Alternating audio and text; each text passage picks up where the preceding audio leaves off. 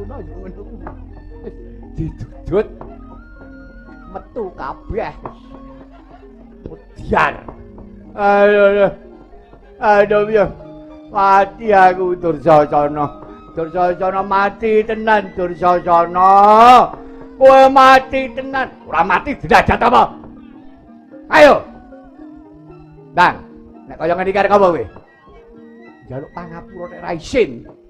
Aduh. Bakal itu ora metu Dursasana. Ora metu modar kok. Arep ngopo? Karek Durmagati nek ijik ngono. Kok Durmagati wis kena KPK. Cangkemmu iki lho. Dursasana. Kula wonten timbalan ingkang adhawuh Kakang Mbok. Pareng nimbali kawan ingkang ngraying Banjar Junut pun Dursasana. Ora. Aku iki gumun setahun jembleng serendeng karo kowe kuwi Dursasana. Kaya destun temen. Anggonmu ora mikir kanthi meneng ora mbok pitung kanthi ganep. Kowe kuwi janjane satriya negara Mestina apa dudu? Kowe iki Kurawa apa dudu? Lah nggih to. Lah iki nggih Kurawa. Lho niku Kadang Kurawa kadangipun Kakang Prabu Duryudana. Lah iya. Maka dina iki Kang Raka Sina Prabu Duryudana ngadani perang gedhe Baratayuda Jaya pinangun Mesanggrah. Ana buru pitu. Lah kok dadi kowe mung klitah-klitih. Klintong-klintong ana jroning Mardika Putren. Aku jubriya karo kowe Dursasana. Nalika semana iki sumbarmu. Jarene arep kepengin tanding yuda karo Werkudara. Rina iki mbok gadang-gadang sing mbok sumbari mung Bratasena. Arep mbok tantang Bandayuda, mbok tantang gelut. Nanging bareng kir dumadi Bratayuda Jaya pinangun kok malah mendelik kan nang kene. Kowe mangan enak, turu kepenak ngombe seger. Yen ngono kowe wis tega tenan kawan Kang Masmu Sinuwun Prabu Duryudana ya ngono apa piye? Ya. Kowe wis tega kawan Sinuwun Prabu Duryudana. Ora susah dadak kowe iki etok-etok nambuhi Dursasana. Aku wis ngerti gedhohamu. Jroning atimu malah kowe mujek Sinuwun Prabu Duryudana supaya gatem kaning pati ya ngono to? Ya ngono apa ora? Yen to Sinuwun Prabu Duryudana temekaning pati, kowe gal-gal ngalap randane Prabu Kurupati, ya ngono apa ora? Woi!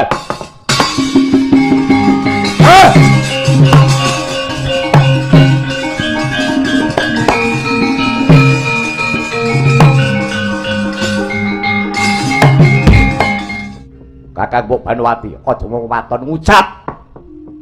Ning ngucap apa nganggo watonan? Wong anggon-anggon nganggo klambi iki diukur karo awake dhewe. Arep dikaya apa Dursasana iki isih waras. Nalarku isih mulur jagate ora mingkup. Ambane jagat ora musak godhong kelor. Nadyan kowe iki ayu kaya widodari. Ning kowe iki garwane kakangku. Kakang Prabu Duryudana kuwi Kang Masku. Sedulur tuwa wakiling bapa mangsa war tegel karo kakangku. Kakang Mbok Banowati. Ora susah kowe gutul lor kena kidul. Nabok nyilih tangan. Jane sing gagek-gagekke patine Duryudana kuwi dudu aku, ning malah kowe. Ayo. Malah kowe. Batok-batok, Mbak. Dasarmu apa? Dasarku mengkene. Yen to Kakang Duryudana kuwi temekaning pati gugur ana madyaning palagan. Ora ana wong agru-agru ngono gendhon rukun karo Janaka. Ya ngono ora? Migato kowe.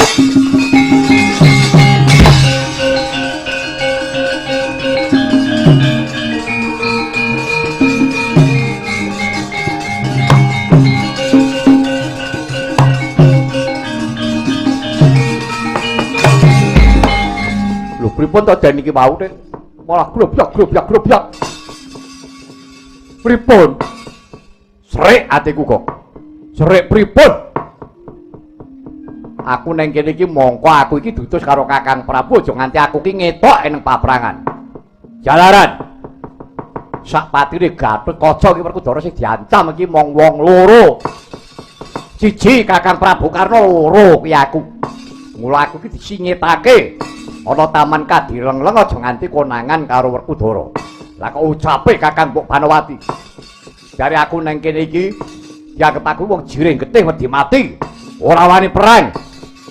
Aku dikira gagek-gageke patine Kakang Duryudana. Kakang Duryudana mati jare aku arep ngalap randane kakangku.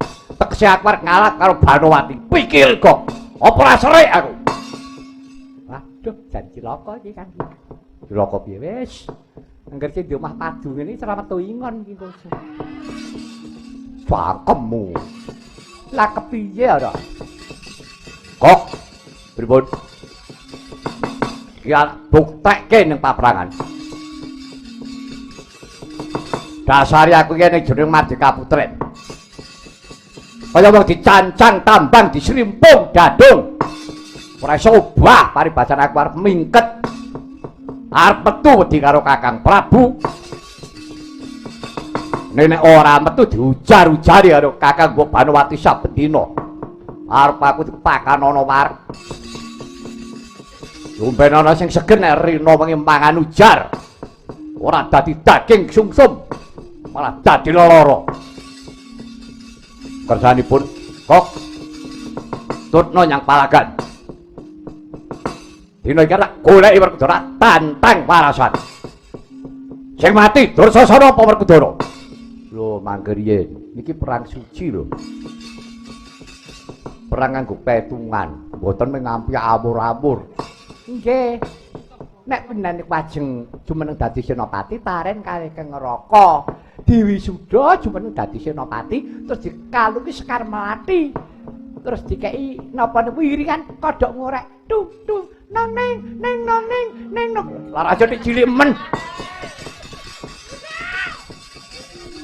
Ora kodhok ngorek nyet percil ngorek. Iki kedahe niku ngoten. Ora susah. Yen aku taren karo Kakang Prabu Duryudana mesti ora entuk.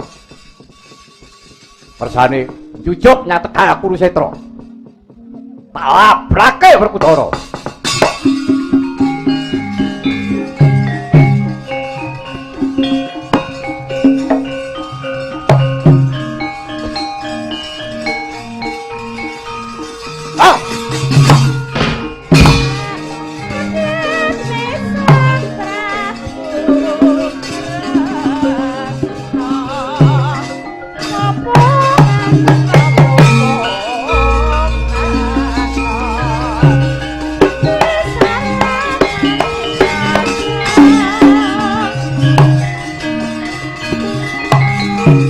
Gus, ampun kedelarung-delarung nganggen panjenengan gelo.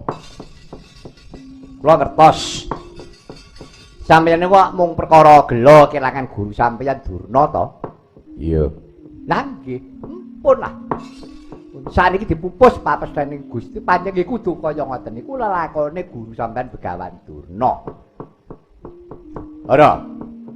Kurang napa? Nyatane Pandhawa kelangan pirang-pirang kulawarga. Pun. Putra Wirata telu rampung kabeh. Seta Utara Wirasangka. Putra Madukara, ulunan sampeyan. Kang putra Kyambak. Kabeh do melu dadi korban kawengisaning perang. Lah nek saniki guru sampeyan Begawan Durna gugur nggih pun dipupus papesthaning kodrat kudu ngoten. Wah. Iki kapak-kapakno ya jenenge Bratayuda ya, Tru. Lah ya wong Bratayuda ki perang. Brantayuda kuwi ora Brata. Perange darah Barata kleru. Ora perange darah Barata ya, Gong. Brata kuwi laku yuda kuwi perang-perang sing nganggo petung.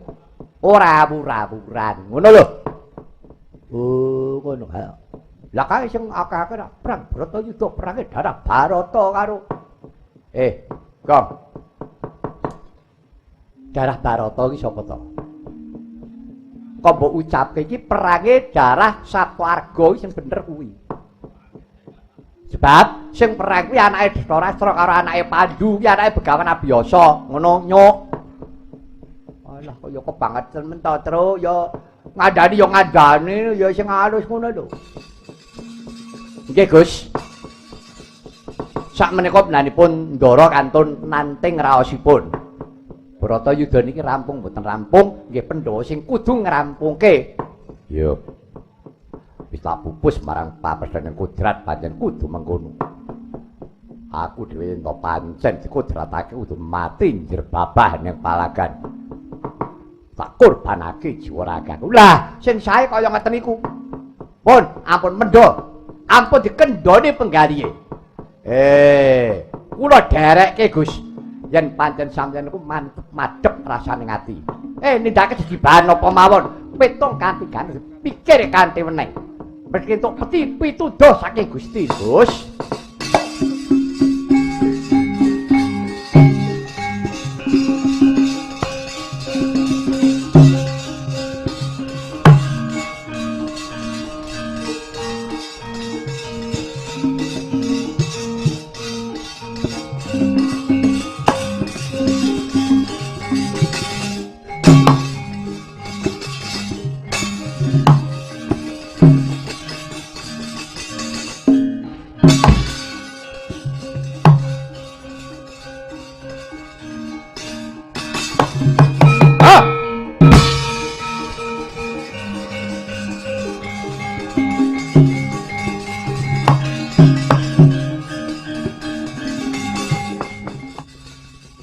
Ketemu karo mungsuhku.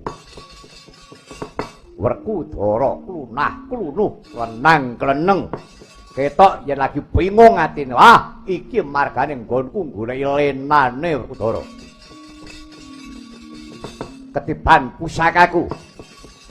Candrasara kelakon jebol dadamu wis.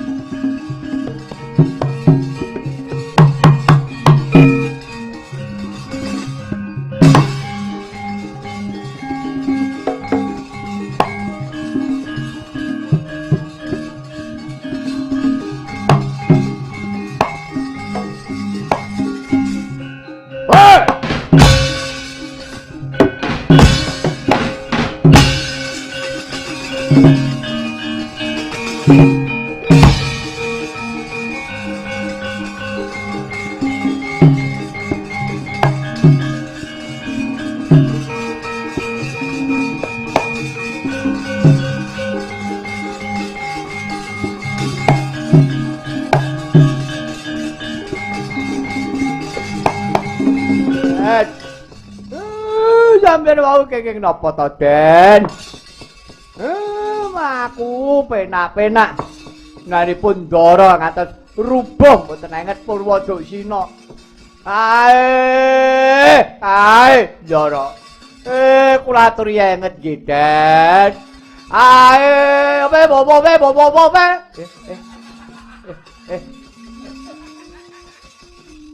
Asu.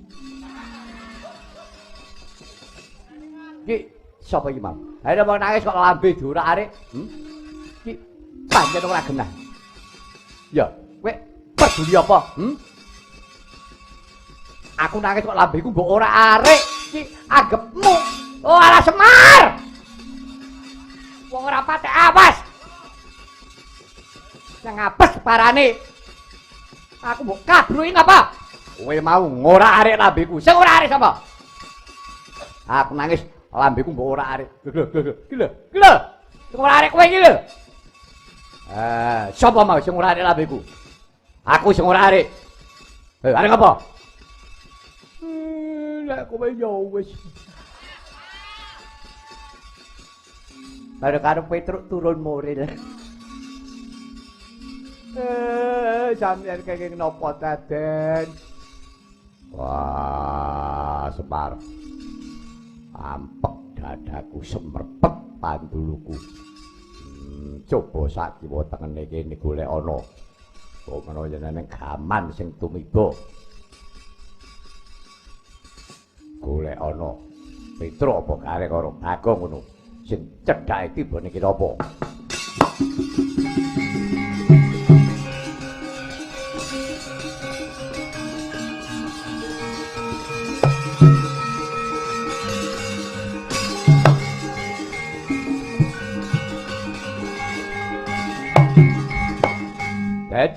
Apa? Niki lho Ndara, niki enten gaman Nyolowadi. Niki lho, kok ngeten iki lho.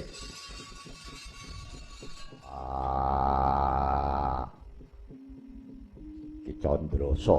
Nggih. Gaman apa ki Dan Dursasana iki. Jarak perkara karo aku. Kados pripun, Den? Petro. Ampek dadaku. Delok niki yo gini. Tapi ningali nun sewu.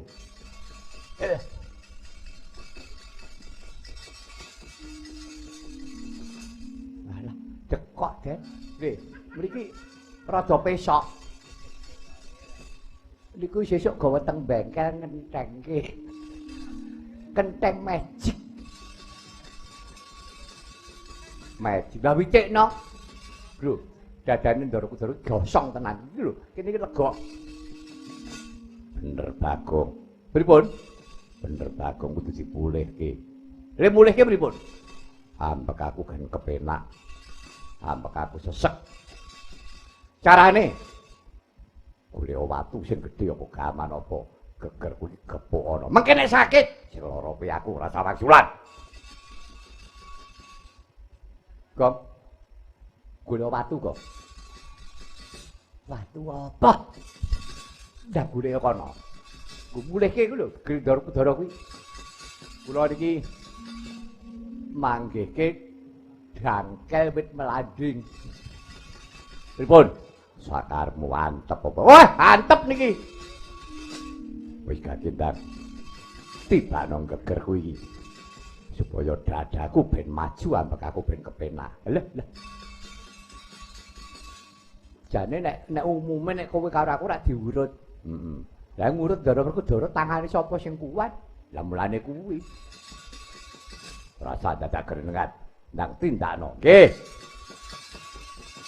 Lah mengke tandane nek pun pulih pun kepenak, yen aku wis gereng wis. Nek menan pun gereng wis. Empun, ya.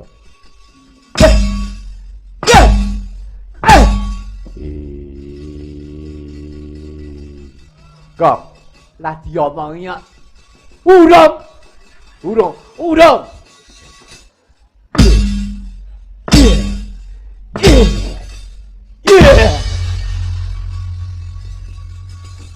Modi aku takut.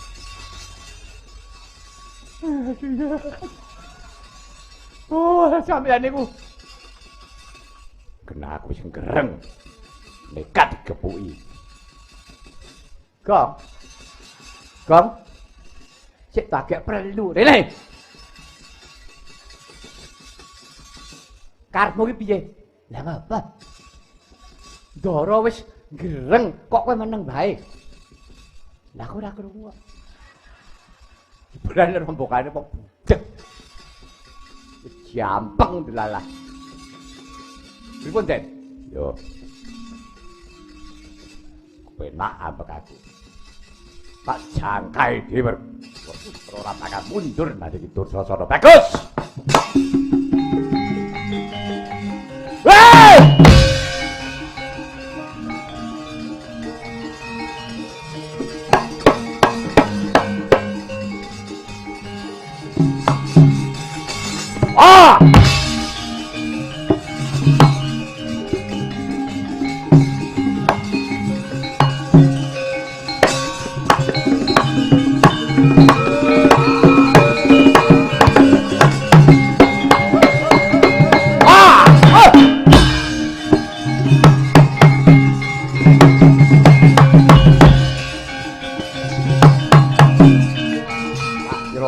Modiar jebulane kuwi diurip. Wah, Dursasana. Wong jiring getih wedi mati. Nibake gaman ora wani ngetokake nyododo ndi dodo. Kowe ngrimpekake Wah, haha. Ya, aku ngakoni yen pancen kuwi cik diayomi dening dewa. Ora, perparan dina iki kanggo nemtokake aku apa kowe mati. Kowe cilik mula aku karo kowe mung tansah padudon, ora tau rukun, ora tau manunggal. Sakarmu ora-orane yen aku bakal mundur jangka. Bagus. Ayo nono, kridaku. Besok wani, saiki wani. Ilang nyawamu, serampat pecah dasmu.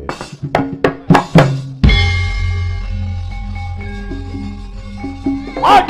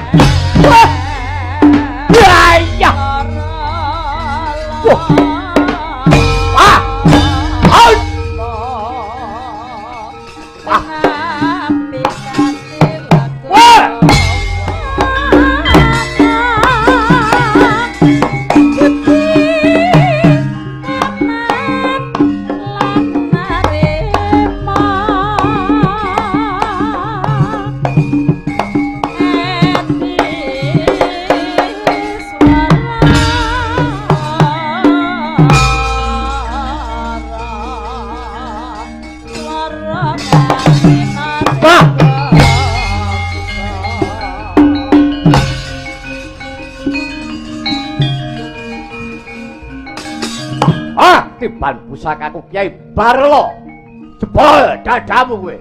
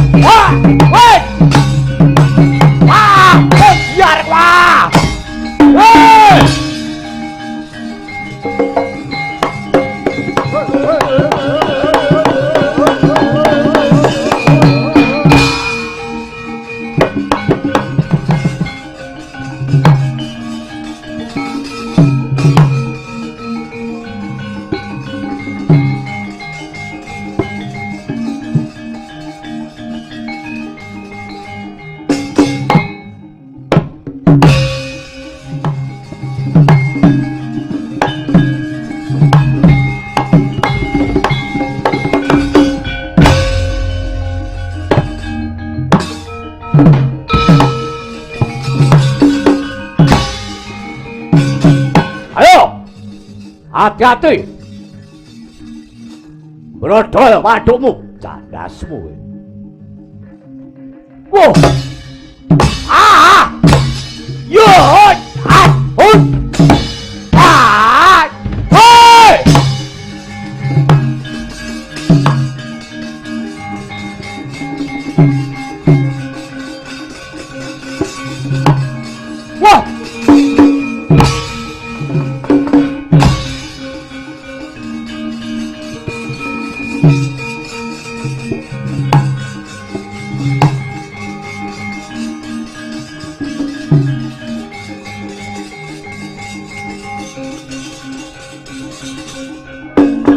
Kacarita miris ya sing gawe Sang Dursasana.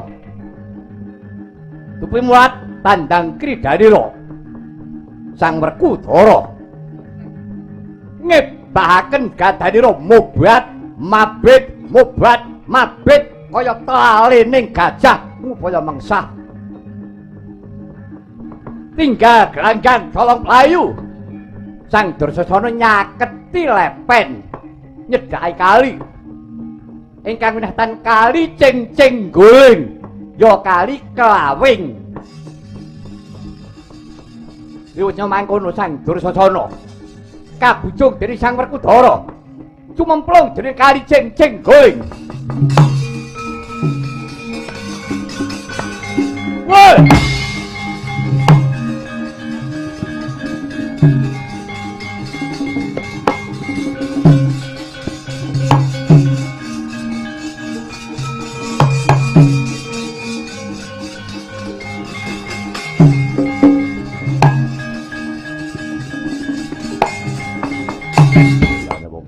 Getih wedi mati Dursasana.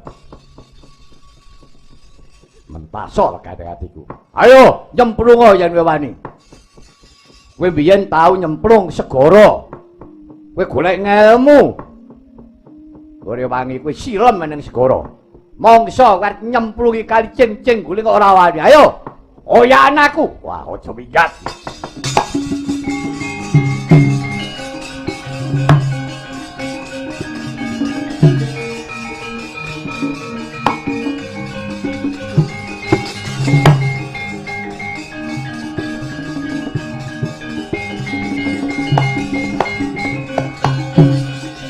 Ketemu sampean.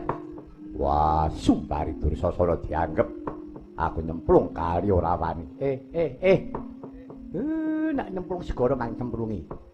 Kali pundi mawon mang cemplungi. Nek perlu kali Ciliwung cemplungi ora apa-apa.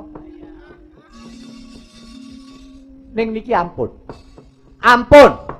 Sababe apa? Sampeyan kelingan mboten? Pandhawa Kurawa bareng-bareng dhisik-dhisikane gawe kali. Rikala semanten Kurawa gawe kali dadi ngene iki kali Cingcing Guling. Sing ngrewangi niki sinten? Sing ngrewangi Baktari Dedemit Baju Barat. Dalane Betari Premuni, balane Bathara Kala.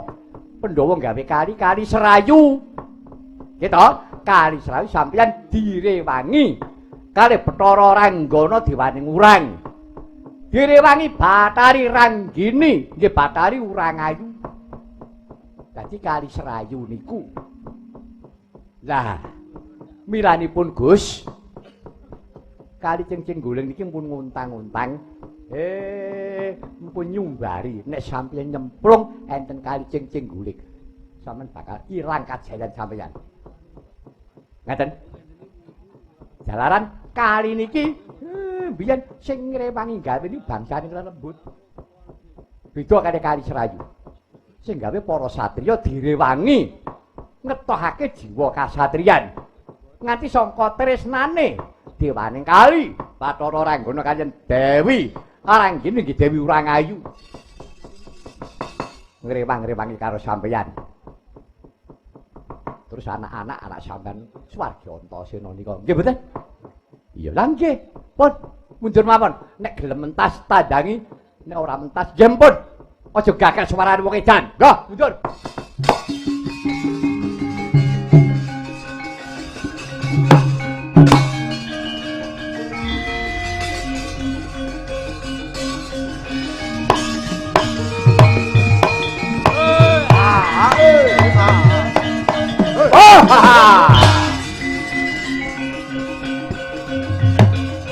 Jireh lho. Ayo saiki sing jireh Dursasana apa Werkudara. Nyatane kowe nyemplung kali Cingcing Guling ora wani. Weh, jebolane kowe wau jireh getih. Werkudara kuwi anake wong goblok. Anake wong bodho. Wah anak-anak ya kaya kowe wong dosa. Werkudara kuwi anake Man Pandhu Tengeng. Werkudara kuwi anake Man Pandhu Tengeng. Ayo, nyatane wedi karo aku. Maju mrene enteni. Werkudara anake wong Tengeng, anake wong Tengeng, anake wong Tengeng. Tengeng. Werkudara anake wong Tengeng. Werkudara anake wong Tengeng.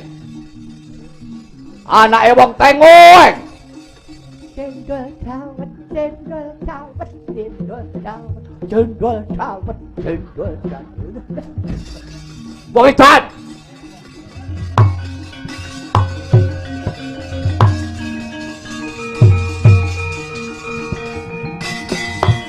Ayo.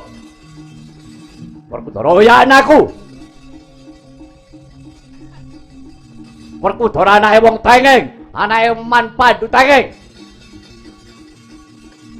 Werkudara anake wong Tengeng, Dursasana anake wong picek. Ayo anake wong picek. Arep apa kowe? Ngrasane wong sing ora enek. Sing eneng bae, ngono. Aja ngampyak awur-awur. Lah kok kowe melu cerewet joben. Prabu Pandu ya klebu momong aku. Piye ya bosku. Ora trima aku mbok elek-elek. Kowe gelem cendol dawet. Ya ora kono. Ayo muni meneh. Ah! Ah! Ah!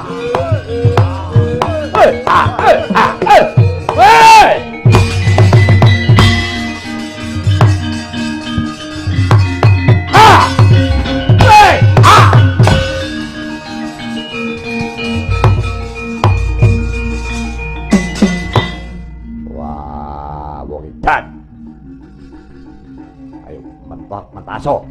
Suwek cangkemmu kowe. Ora rasane sing wis ora eneng. Anake lanang bae. Ayo waten ana poyok ana.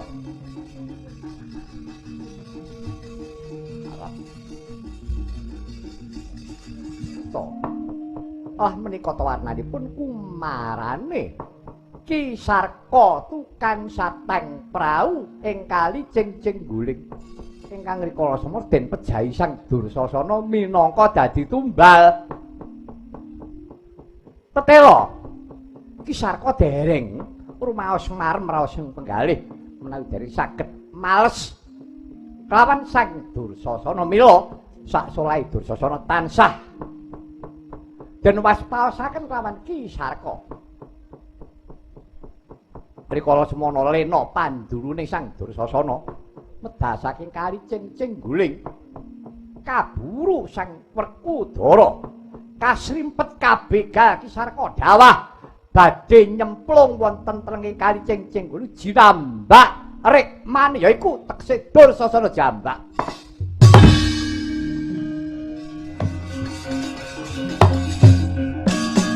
Wah, ayo. Ngantek sak mudarmu kowe. Werkudara ora bakal kewani nyemplung kali Cingjing Guling, wani nyemplung mudhar kowe. Ayo. Oh ya anakku kanjeng atiku. Ah. Ah. Ah. Ah.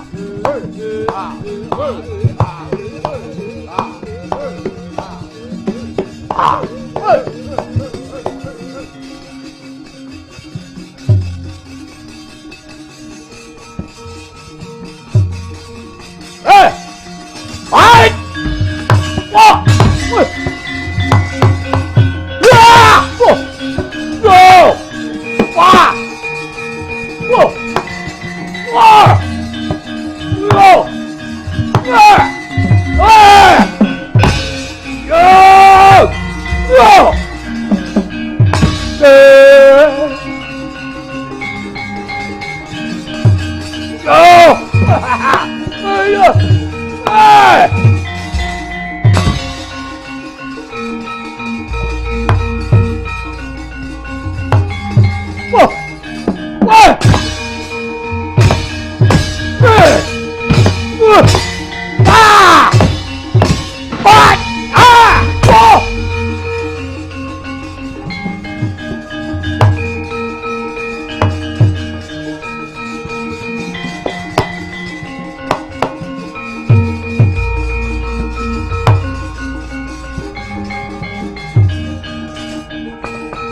Oh, la Werkudara. Werkudara aku njaluk urip. Werkudara. Wis aku trima kalah. Ning aku uripana ya Di. Aku uripana. Wis ngestina kukupen aku minangka paksane. Ning aku uripana Werkudara aku njaluk urip. Werkudara aku njaluk urip. Yo! Cangkemmu memper ya ora karo kecandak kowe bengok-bengok njaluk urip kaya ngono ki Senopati Panu yo aduh aku njaluk urip Werkudara aku njaluk pangapura aku trima ngalah ya Di. Aku njaluk urip Werkudara. Yo!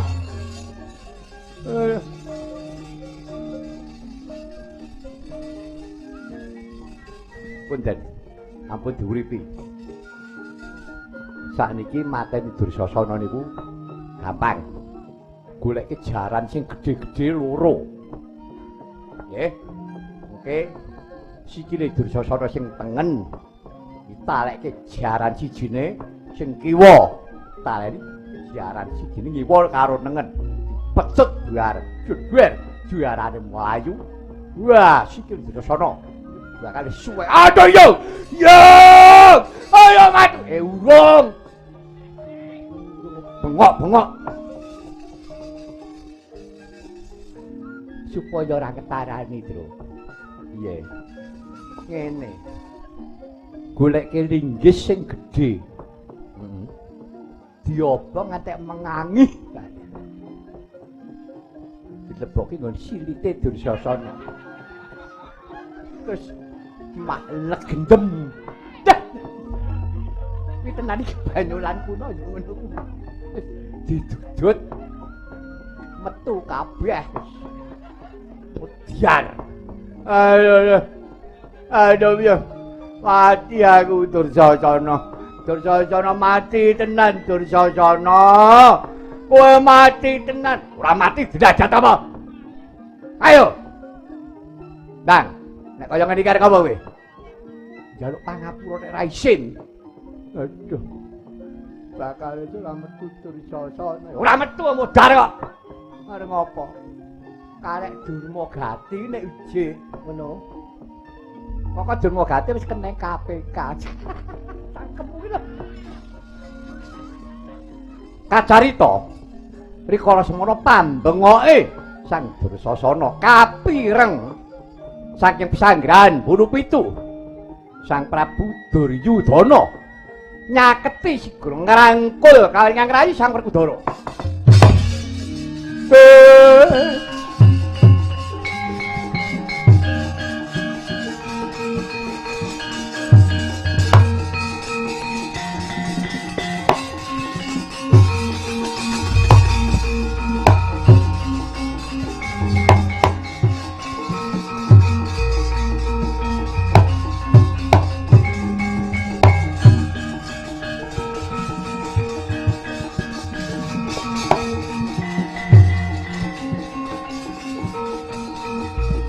Werkudara wis yayi cupetan semene wae.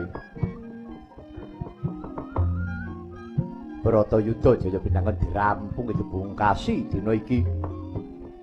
Wis yen to Siadi bakal njaluk negara terus tak ulungake. Mangsa Buduwa nanging kanthi prajanjen kakangmu Dursasana uripana aja mbok pateni. Werkudara aku njaluk karo kowe ya Di. Walasana kakangmu si Dursasana.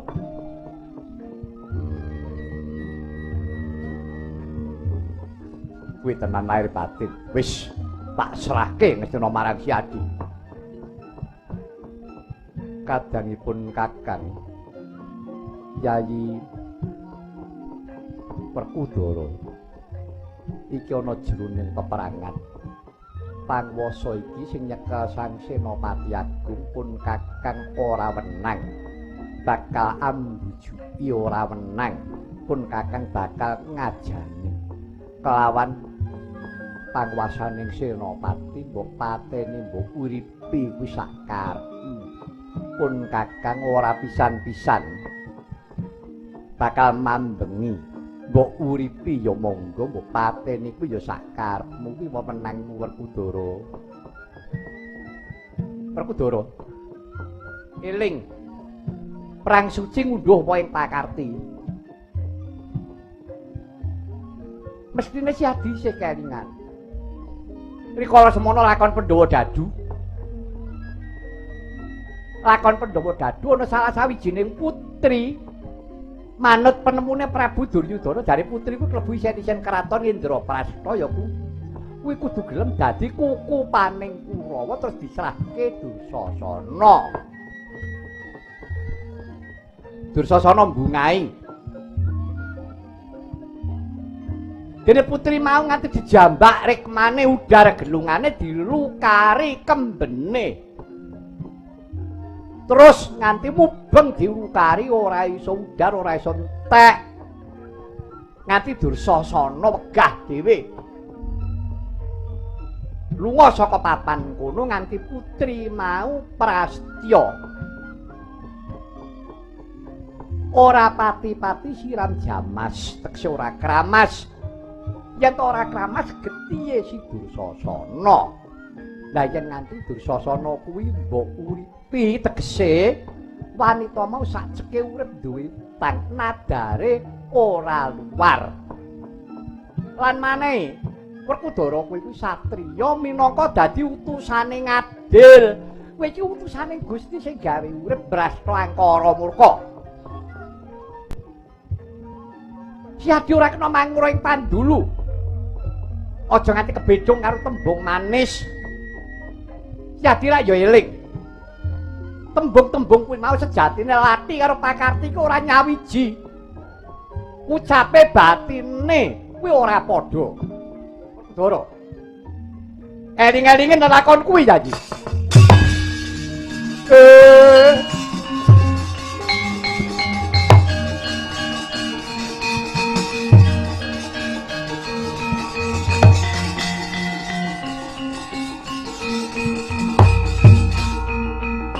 Kacarita riwutnya midhanget pangandikanira ingkang Raka Sang Prabu Sri Bathara Kresna.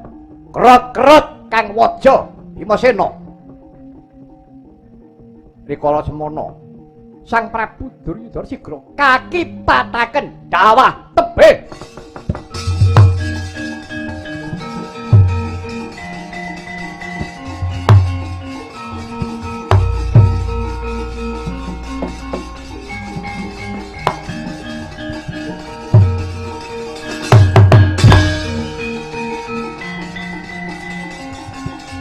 Dursasana wong angkara murka.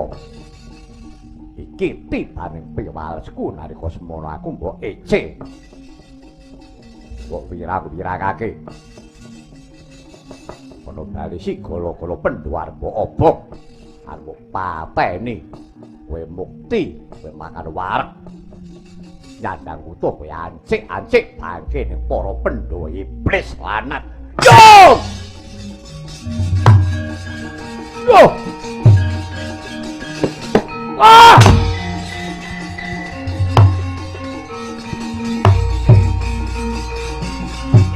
Oh! Yo! Oh! Wah! Wah! Yo!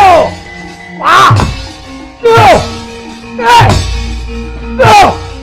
Ayo, hati aku Werkudara. Ayo! Ah! Ah! Ayo! Wah! Ayo! Hati aku. Aduh. Werkudaraku njaluk urip Werkudara. Yo! Yo! Yo, mati aku. Ah! Ayo. Ah! Ayo. Ayo. Yo! Ayo. Ah! Yo! Ah! Ah!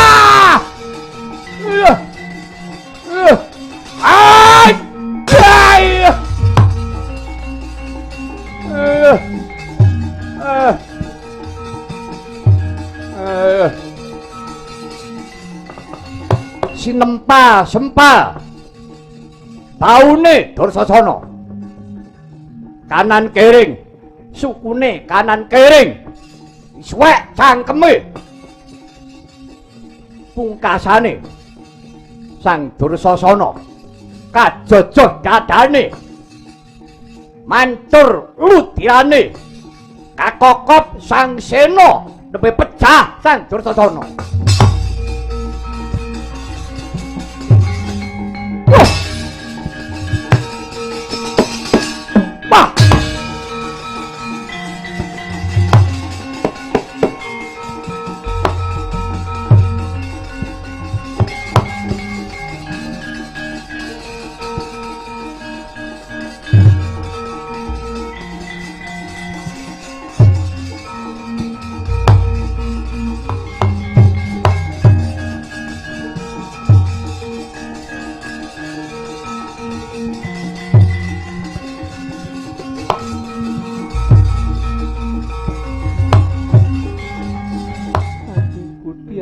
Werkudara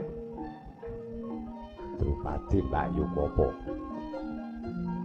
aku duwe prasetya nalika semana aku ora tak siram jamas yen to durung kramas kepiye Dursasana nalika semana nganti aku diwirang-wirangake Dursasana mula kang iku Dursasana wis mati ora ketang sithik. Aku njaluk getih Dursasana Werkudara. Pak. Wis santekke kabeh. Serati getih Dursasana mudhar wae. Yo ora ketang sepira. Ora gagah aku golekno getih Dursasana. Iya Yayi, ndak ora bisa. Luar punagine Mbak Yumu. Yo. Iki sih ana getih. Sing keletane jenggotku tak persik sik. Yen to wis mengko tak usapke rambutmu, wis luar punagimu.